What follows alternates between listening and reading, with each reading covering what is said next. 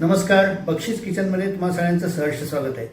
आता आज जी रेसिपी मी तुम्हाला दाखवणार आहे त्याची डिमांड मला अनेकांनी केलेली आहे आणि फक्त कारले मिळाले नव्हते त्यामुळे मी पहिले दाखवू शकलो नाही, पण आज मला कारले चांगले मिळाले तर पांढऱ्या कारल्याची मी पंचामृत तुम्हाला दाखवणार आहे। कढई चांगली तापून घेतलेली आहे, त्याच्यामध्ये आपण साधं एक पळीभर जे आहे ते तेल टाकायचं आहे। तेल चांगलं तापले आपण एक अर्धा चमचा मोहरी टाकून घेत, तडका मिरची, हिरवी मिरची, जिरे टाकायचे, एक कढीपत्त्याची डाळी टाकायची,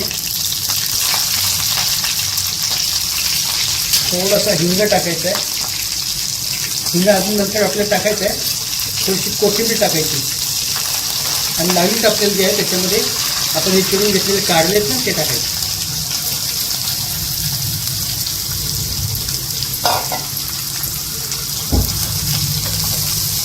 आपण बघू शकता पंचामृतासाठी जे कारले आपण घेतले ते छानपैकी शिजले पण आहेत, तेलामध्ये फ्राय झालेत आणि त्याच्यातला करवटपणा पण निघून गेलेला आहे।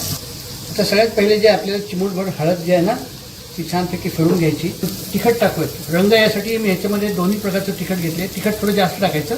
हा गोडा मसाला आणि गरम मसाला दोन्ही मिक्स केलेले मी, तो 1 चमचा टाकायचा। नंतर 1 चमचा आपल्याला बडीशेप पावडर टाकायची आहे, 1 चमचा धनेपूड टाकायची आहे,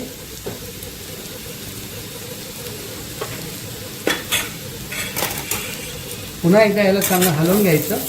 खरपूस भाजून घ्यायचं मध्ये आपल्याला चिंचेचा कोळ टाकायचा आहे।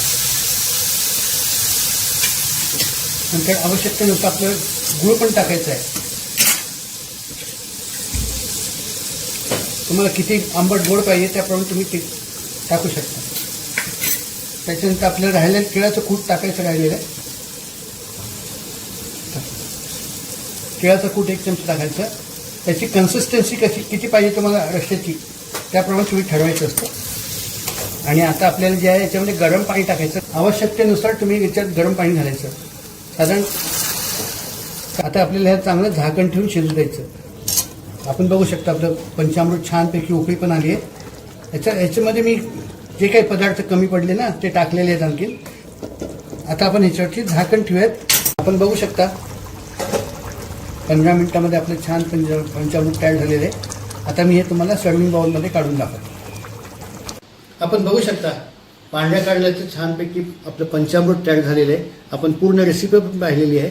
माझी जर काही पांढऱ्या कारल्याच्या पंचामृताची रेसिपी आपल्याला आवडली असेल जरूर लाईक करा, शेअर करा आणि आतापर्यंत जर का आपण माझ्या चॅनलला सामील झाला नसाल जरूर सामील व्हा, माझ्या चॅनलला सबस्क्राईब करा।